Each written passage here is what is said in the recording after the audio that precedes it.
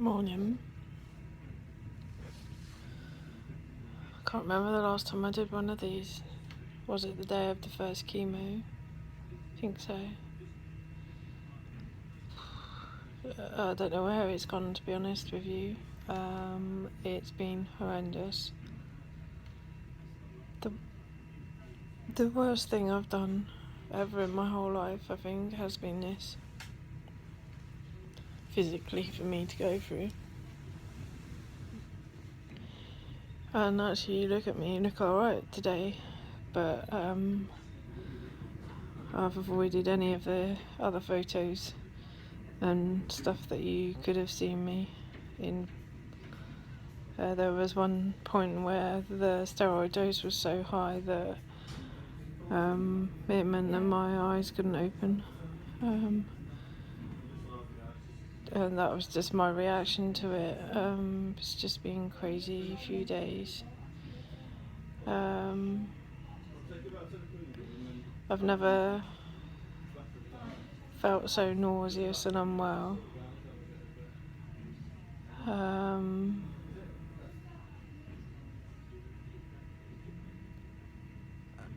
don't really know how to describe it. So the 2 days of 16 hours of chemo.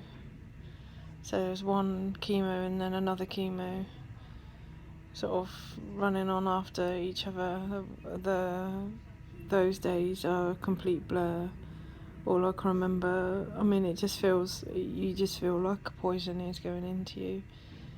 And my body started to react straight away to it.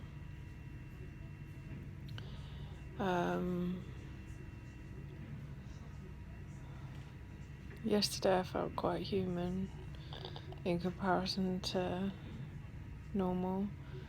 A friend came up, which was quite nice, Berthy, and spent a lot of the day chatting to her. However, I wasn't really allowed out to do anything because I'd spiked the temperature, which they can't get to the root of. So the night before she'd arrived, I'd gone to bed alright, not feeling too bad, and then woken up at 2 a.m, freezing cold, like I thought my fingers and toes had fallen off.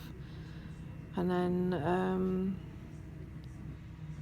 by 3 o'clock I'd rung the buzzer, and then the room was manic because they're trying to draw bloods off you, do this, do that, do the other, because I got a temperature of 39, so right, all hell sets loose then. And so you're sort of in the middle of when you're trying to be asleep and the room's a hive of activity. And of course I got no veins. When I'm cold I got no veins. So do you think they could get peripheral bloods? No. So I don't know what that will bring. What else is there? We've determined that there is a set of slightly magic scales. There is definitely one set of scales that reads slightly lighter than the others. And the other thing was that they're giving me a lot of frusemide to bring my weight down. Both Rianne and Berthy have decided that they'd quite like that. Because Berthy would like some because she drank too much gin over the weekend. And Rianne said she'd just like some in general for days where she felt like she could drink Coke, and so she could then maybe have some frusemide to drop some weight after she drank the Coke. So these are the people I get my sense of humour from, you see. It rolls off them onto me.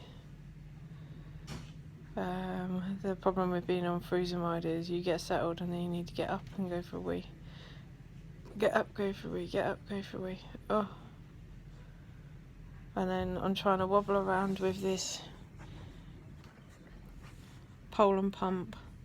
These are my new friends. Pole and pump. And I've got another new friend. She's hiding under the pillow. Syringe. Driver. That's her weekend name. The syringe, the pole and pump are a bit wobbly. I think they've been out on a bit of a stag do or something, and they're a bit wobbly. And this morning I was reminded that I tweaked my ankle because Pole and Pump decided to have a bit of a stagger whilst I was pushing them into the bathroom, and so I put my leg out and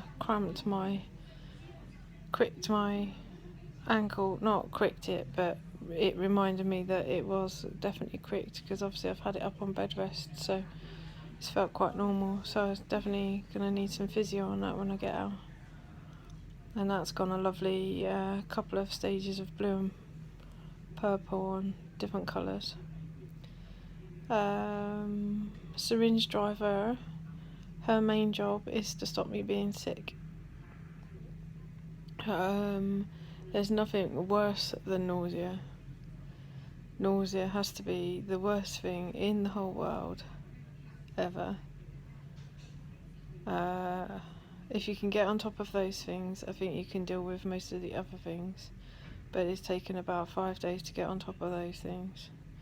Yesterday they brought me my dinner, which was a jacket potato, which is my normal staple food, and I did not feel like it whatsoever. They lifted the lid of it and I just couldn't even tolerate the smell of it. Things that you think you like and you should like, you don't like. I'm drinking lemon squash, which I hate.